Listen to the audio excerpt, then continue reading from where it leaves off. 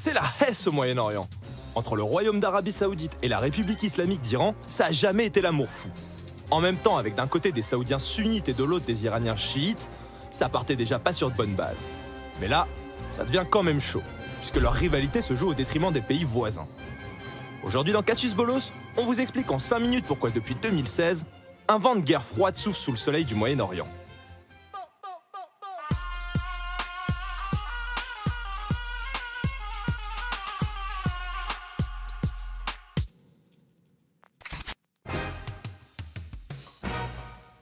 Ce qui sépare le royaume du prince Mohammed Ben Salman et la république de l'ayatollah Khamenei, c'est d'abord une opposition millénaire entre deux civilisations distinctes. D'un côté, on trouve le monde arabe, arabophone, mené par la puissance saoudienne. De l'autre, le monde perse, qui apparaît comme une culture bien à part au Moyen-Orient. La preuve, la langue officielle de l'Iran, c'est le persan. L'antagonisme est également religieux. L'islam est divisé en deux branches rivales, le sunnisme, largement majoritaire au Moyen-Orient, et le chiisme, qui est un peu plus underground. L'Arabie Saoudite applique le wahhabisme, une interprétation rigoriste du sunnisme. A contrario, la religion d'État en Iran, c'est le chiisme. Et pour faire très court, ces deux courants se foutent sur la tronche depuis la mort du prophète. Cette rivalité fratricide ne date donc pas d'hier. Pourtant, elle a pris une toute autre tournure en 2016. Les tensions sont à leur comble entre l'Iran et l'Arabie Saoudite. Depuis le 3 janvier, les deux pays ont rompu leurs relations diplomatiques. Au lendemain de l'exécution par Riyad du dignitaire chiite. Ces agressions sont une continuité de la politique hostile du régime iranien. L'ambassade saoudienne à Téhéran a été prise pour cible samedi soir. Malgré tout, les deux États rechignent à la confrontation directe. Et qu'est-ce qui s'est passé? Vos baloches ont mis les voiles? Courageusement, ils préfèrent plutôt s'affronter par procuration en dehors de leurs territoires respectifs dans ce qu'on appelle des conflits périphériques. Au Liban d'abord, un affrontement politique se joue entre les deux puissances qui n'hésitent pas à instrumentaliser à leur profit les divisions politiques locales entre les chiites et les sunnites. En effet, une partie du pays est tenue par le Hezbollah, un parti chiite ayant prêté allégeance au guide suprême iranien et dont la branche armée, considérée comme terroriste, est citée dans un paquet de plans foireux. Pour endiguer l'organisation, l'Arabie Saoudite fait pression sur les partis sunnites au Liban, jugés trop complaisants envers le Hezbollah.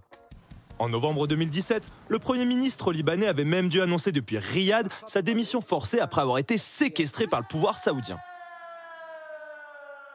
Au Yémen, c'est carrément parti en sucette. Depuis 2014, le pouvoir sunnite en place allié à l'Arabie Saoudite est mis en échec par les rebelles Houthis, qui sont chiites. On attribue aux rebelles des tirs de missiles en direction de Riyad, et l'Arabie Saoudite voit derrière ces attaques la main de l'Iran. Pour écraser la rébellion, les Saoudiens montent une coalition de 10 pays sunnites soutenus par les États-Unis.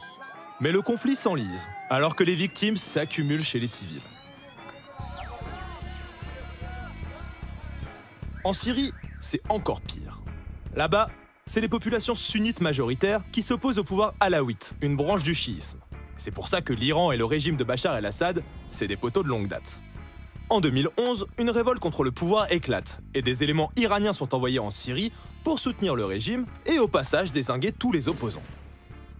Les Saoudiens, eux, s'impliquent dès 2012 dans le conflit, en soutenant différentes factions rebelles un peu douteuses, dont des groupes proches d'Al-Qaïda.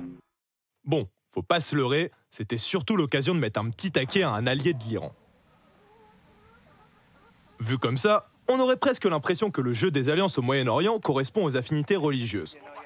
Pourtant, on s'aperçoit que la situation là-bas relève plutôt de la rivalité stratégique entre deux puissances voisines.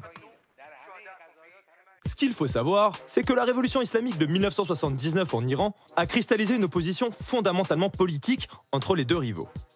En instaurant une république révolutionnaire fermement anti-impérialiste, le régime iranien se pose en alternative idéologique et politique au conservatisme de la monarchie saoudienne armée par l'Occident. De cette opposition découle une méfiance et une peur réciproques, ainsi que deux visions géostratégiques diamétralement opposées. D'un côté, l'Iran dénonce activement l'alliance entre Riyad et Washington, ainsi que la présence de toute une tripotée de bases américaines dans son voisinage. Surtout, les Saoudiens ont soutenu financièrement l'Irak de Saddam Hussein pendant la guerre Iran-Irak. Et ça, les Iraniens, ils l'oublient pas. L'Arabie Saoudite accuse quant à elle l'Iran de vouloir exporter son modèle révolutionnaire, et ainsi de chercher à créer un arc d'alliance chiite au Moyen-Orient qui s'étendrait de l'Iran au Liban en passant par l'Irak et la Syrie. Ce qui représenterait une menace pour les intérêts saoudiens. Comme on le voit ici, les zones de peuplement des minorités chiites du golfe d'Arabie, perçues comme inféodées à l'Iran, se confondent avec les principaux gisements pétroliers.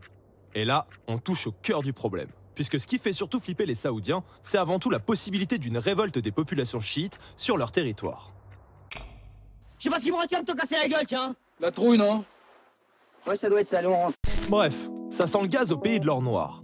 Bien plus qu'une simple guéguerre de religion, on voit bien que c'est ici la domination politique et stratégique sur le Moyen-Orient qui est en jeu. Et on peut se demander comment tout ça va finir. En même temps, tant qu'il y aura des armes à vendre et du pétrole à acheter, on peine à voir les Occidentaux lâcher les Saoudiens. Encore moins au profit de l'Iran. En fait, ce qui craint surtout pour la stabilité de la région, c'est que l'antagonisme entre les communautés se révèle un excellent instrument pour la lutte entre deux États, dirigés par deux gars un peu trop chauds qui préfèrent régler leurs différends chez les voisins plutôt que dans leur jardin. Au Moyen-Orient, les chiites n'en ont donc pas fini de vouloir fumer du sunnite, et les sunnites de fumer du chiite. La recette c'est deux feuilles imbriquées, la bonne matière. Et là tu peux commencer à rouler, à brûler et concocter un bon mix-up, quoi, te scotcher sur une chaise, à empisser dans ton slurp non-stop. Dans mon entourage y'a pas de petits joueurs, car à n'importe quel endroit et n'importe quelle heure on roule et fume et fait tourner selon